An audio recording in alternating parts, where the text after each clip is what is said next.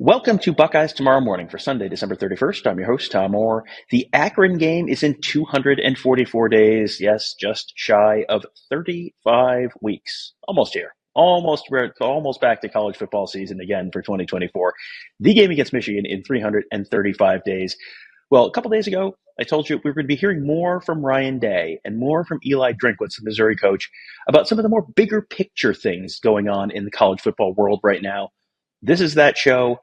That was one of the more interesting press conferences that I've been to. A lot of really interesting kind of big picture ideas being discussed, and guys with some really interesting answers to some of them. So let's start with Eli Drinkwitz. And you'll hear both coaches answer this one, but Eli's going to go first. How different is next year going to be? Because this is a 12-team playoff era now starting in 2024. So does that mean, not every game is going to be a must-win. You're going to be able to sneak in with 2, maybe even 3 losses to the playoff next year. So how different is that going to be where not every game is really a must-win?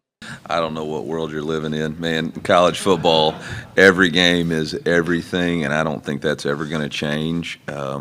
Everybody expects to win. The players expect to win. The fan bases expect to win, and the coaches expect to win. And so I don't think you'll sense anything really different. I think the margins – especially after what happened to a couple of teams not making the playoffs this year. I mean, there's going to be some teams that can get in with maybe 10 or 11 wins, but there's still going to be the which game did you lose and how did you perform and all that different stuff that are going to be variables. So I really don't think the pressure will change any, in my opinion. Agreed, but I think the 4 teams that get a bye in the first week will be significant. Yeah. So I think that'll be important because of the length and number of games that are going to be coming.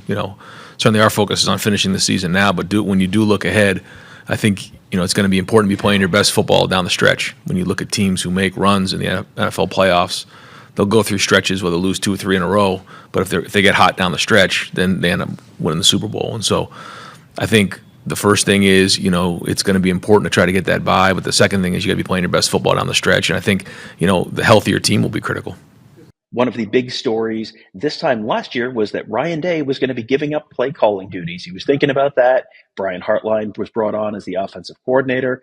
This was going to be a big change, and then it never really happened. Ryan Day has continued to call plays all season long. So you can contrast that with Eli Drinkwitz, who talked about it last year and actually did do it. He actually did give up play calling duties, hired a new offensive coordinator. Drinkwitz talked about this for quite a while, about the benefits that he saw, and Ryan Day is sitting right there. So I was wondering what was going through Ryan Day's head as he's given this answer. But this is a really intriguing answer about how that really helped the Tigers put together a vastly improved season. Yeah, it really began after the bowl game, going back to the month of December. I wasn't doing the best that I could for our football team. We have a sign in our building that says, do your job, put the team first, right? Embrace your role, put the team first. And I wasn't doing that. I wasn't embracing my role as the head coach. I was trying to hold on to my ego of being the play caller. And I needed to step back and say the job as a head coach is to build this team, empower other people to do their jobs, and really build connections amongst our players, from player to player, coach to player, and from our university or from our team to our university and community. And it begins with investing in your guys, and I just didn't have the time that I needed to do that. And so that really became my mission. How could I support our strength and conditioning, athletic performance? How could I be around our players more? How could I engage our coaches more in a real way? How could I engage our players more in a real way? To create a more connected team. Football is a powerful game, and there's always elite teams, but it's really not about elite talent. It's about elite teams. Ryan alluded to it earlier, when NFL teams get on a run, it's teams that are connected. And I felt like, we needed to be more connected so that when that moment came and we broke through, we would be able to sustain it. And that kind of happened for us after the Kansas State game. It really just came down to me being more living my integrity, not just talking about it, but being about it and putting the team first, embracing my role as the head coach. Kirby Moore came in and did a phenomenal job to coach the offense, call the offense, and couldn't have had it happen any better for us. Today is the last day of the month of December, and I think a lot of college football coaches are probably pretty happy to see it go. December at this point for a college football coach is just about impossible. You've got the prep for your bowl game. You have the transfer portal opening up and a ton of players going into the portal, and then you have to evaluate, the guys who are in the portal and do you want to bring them in. So you've got all that. And early signing day as well. That happened on December 20th this year. So basically for the first 3 weeks of the month of December, you are trying to juggle transfer portal, signing day, and game prep for your bowl game. That is just, there are not enough hours in the day. So if the coaches could change things up to maybe improve their quality of life and improve the life of college football players and just sort of the general state of the sport, how would they do it? You're going to hear both guys here. Eli Drinkwitz will go first. And I'm just trying to beat Ohio State. I just listed all the issues with going against their game plan. He lives on the beach, man. I mean, he's got time to look at the waves and figure out this stuff. I'm trying to figure out what my kids are getting for Christmas, and I had no idea. So I don't know where the game's going. I know it's the greatest game in the United States of America. College football is unbelievable, and it's an opportunity for young men to get to do something that they wouldn't get to do outside of the game of football. God's given them an incredible gift and talent to play the game at such an elite level, and I just don't want to see it disappear. And I do think that there's been such a grab for the finances, the financial part of it with the TV stuff, that we've lost a little bit of why we're doing it. And what's best for the student athlete. And I will say, I really felt like this in August, and I still feel like even Chip carried out the message. At some point, football's got to make decisions that impact just football. Okay, we're never going to be able to sit in a room as an NCAA and make decisions that are positive for football and other sports, Olympic sports or track and field and all that. We don't live in the same realm. And so at some point, we're going to have to make decisions that are just about football in order for us to have the success and sustainability that we want. For student athletes to have to play a soccer game all the way across the country on a Tuesday night and then come back and take a final the next day, that's really challenging. And that's a really tough, because at the end of the day, those are football decisions that are being made. Yeah, I agree. I think we can probably talk about this for hours. Obviously, I know Chip very well, and he's very well thought out. He's always been a guy who thinks outside the box, and I think it's going to take a little bit of that thinking here.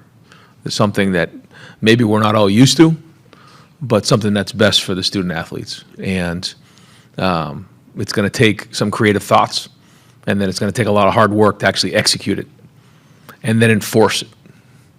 And I think we all know that, but I think that's why we need to get some of these great minds in a room together and get this thing figured out. There's a quote that says, ideas are everywhere, execution is everything. And that's what it's going to come down to. I mean, everybody can have ideas, but at some point we got to get in a room and execute the ideas to create the college football that we want moving forward. And finally, another big picture question here. You've probably heard something about Chip Kelly's proposal, his idea about splitting off the top teams into a different division and sort of, separating the sport a little bit. Because let's be honest, Alabama and Louisiana Monroe are playing in the same division, but they're not really playing in the same division if you kind of follow the sport enough to know what that really means. So let's start again with Eli Drinkwitz, but you heard from Ryan Day as well. What do the coaches think about what should happen with the sport and how to improve the sport on the big picture basis? I mean, that is a loaded question.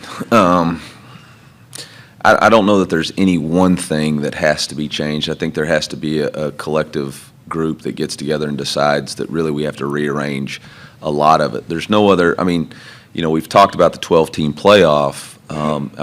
There's no way possible for us to have a 12-team playoff next year and be recruiting in an open period and have transfer portal additions and subtraction going on and preparing for a game. It's just not possible. So there's going to have to be a reset of college football, looking back. Okay, this is what we've become now.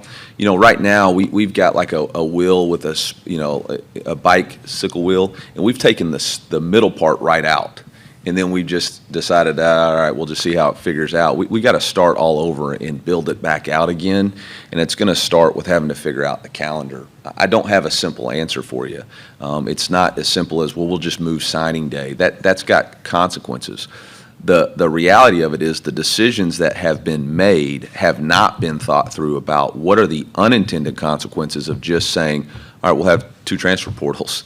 I mean, now you got players who are making decisions about leaving a university, life-changing decision before they've even finished their finals, which again is a big deal. I mean, we're here to, like Coach said, we're here to influence and impact people, and the number one way we can is for them to get an education. I firmly believe in our guys receiving NIL and receiving payments and making financial gains through playing the game of football. I think I've been adamant about that. But I also understand that getting a degree is going to be significantly more important for them in their future. I think not only for having that and being a positive contributor to society, but for a lot of these guys, they're going to be the first in their families to get a degree. And now they change the trajectory of their family tree forever, because now it's a standard for that person's family to go get a college degree. And so, again, unintended consequences of, all the things adding up into 1 month. And it's just not possible for us to continue forward with this cycle. Yeah, I agree with really everything Coach just mentioned. I think when big decisions like this need to be made, we struggle in college football because everyone's coming at it from a different point of view. I mentioned this before. Coach has got his issues, we have our issues, different demographics, different size of school, group of 5, power 5. But we've got to figure out a way to make, first off, December work. December's not working. And whether that means, coaches don't go on the road in the month of December, moving the signing date has got to be looked at. But it's not that easy, because I don't have a date, because I know what the issue is. You do it in the summer or you do it in June, and there's coaching changes. Now, all of a sudden, when would that date become available? So while I don't have good answers, we all need to come together and make some hard decisions. And like Coach said, I don't think we can just patch it up and say, let's put a patch on this right here. We got to look at this thing from a big picture and then start from scratch and go from there. And there's a lot that goes with that. Well, those are a lot of big picture topics that we're probably going to be talking about more in the coming days and weeks and months as we head into the college football offseason for the Buckeyes. With plenty more to talk about there, and as well as at BuckeyeHuddle.com. You can join us there. Plenty of coverage of the team, coverage of recruiting, coverage of X's and O's, and much more, all at BuckeyeHuddle.com. Thank you guys for joining us. Have a great day. We'll talk to you tomorrow.